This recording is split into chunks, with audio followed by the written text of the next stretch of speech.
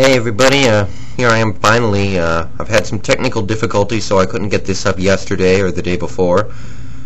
I really wanted to, but my laptop's been giving me problems, so lately I've been on the desktop, and that doesn't have the hardware for the camera, but got the laptop working for what should be a couple of minutes here, so I should be good. New environment. This is somewhere else in my lair.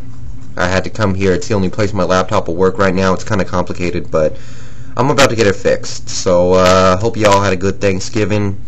I had a good one. I generally don't overeat on these kind of holidays. It's just not something I do, but I ate well. Watched 3 good football games.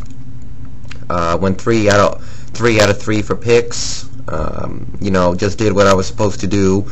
Those weren't hard games to call. I didn't even think... I was impressed with Detroit keeping it as close as they did, but I was pretty confident in all those picks, and they all cashed in pretty easily. Thoughts on those games? Green Bay beats Detroit.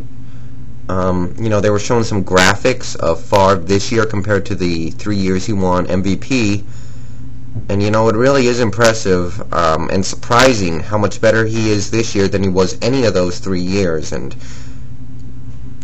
if Tom Brady wasn't going absolutely lights out right now, you got to believe Favre would be winning MVP, and nobody's ever won 4 MVPs in a career, so that's kind of a shame that things had to happen like that, but, I'm sure he's not concerned about winning MVP right now. There's only one thing he wants, so, good win for them.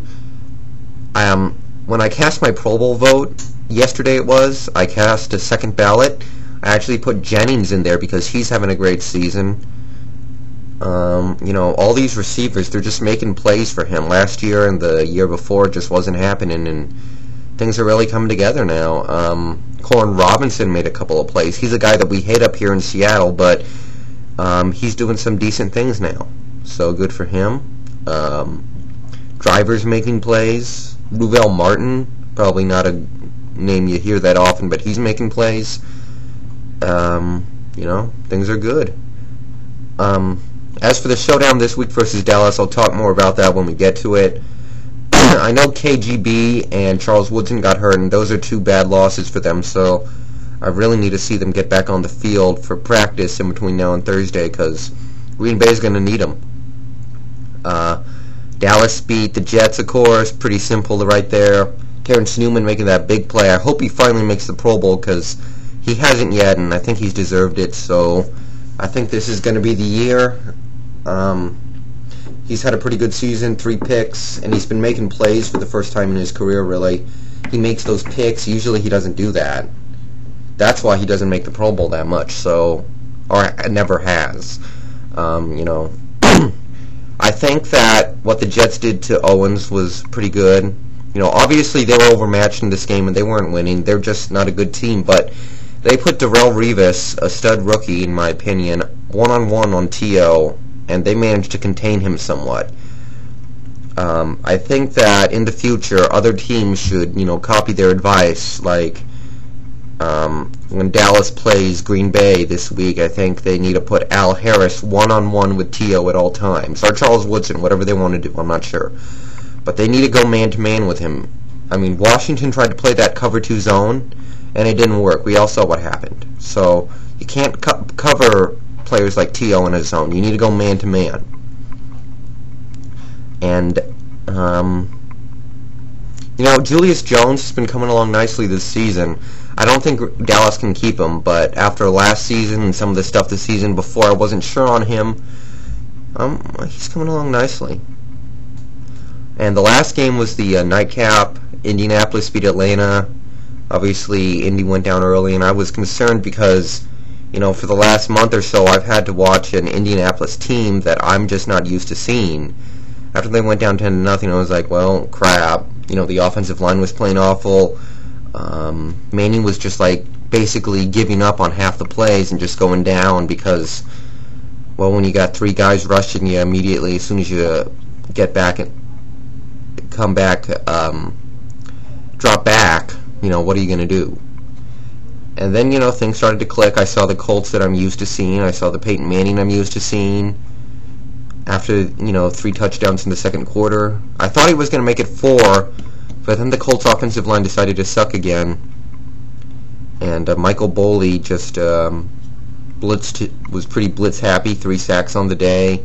He had a great game. He's having a great season. Nobody seems to notice, but Michael Boley's playing really well.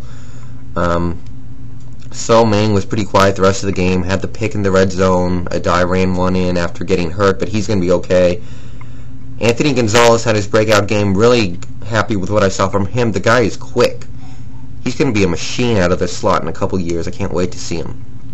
The defense came up with a couple of turnovers, but they laid the smack down on Laurent Robinson on that one play. That was a great play by him. And 31-13, so there you go. 3-0 on picks. Pretty simple, of course. And on Friday, I got to watch LSU Arkansas. Usually I don't watch a lot of college football, but I caught this game, and well, Darren McFadden, he's got my vote now, and I know a lot of the I know the D-Mob, Dallas Mafia, has been pushing Mcfadden for the Heisman for the season, and it looked like it wasn't going to happen, but after that, he had nearly 250 yards of offense. He had 300 total yards if you count special teams and stuff, and 4 touchdowns. Just really special. Really special. I think he's going to do it. I think he's going to outstrip Tim Tebow in the last bit of the season here. And I think he's going to top Tebow for it, and I can't wait because he's a special player. I'm now thinking he's going to go to the Jets. I don't think the Patriots are going to be early enough for him. I think the Jets are going to go, Thomas Jones isn't that good anymore. I think we need to take a chance. I think we need to get McFadden. I think the Jets are going to get him. I've also been watching some college football today. Matt Ryan broke some school records. Really impressed with him. I think he's definitely 3rd place for the Heisman. No higher, though. Watched a bit of Kentucky. I really like Andre Woodson still. Just getting prepped for Sunday. And speaking of that, I'll get to my picks in my next video now.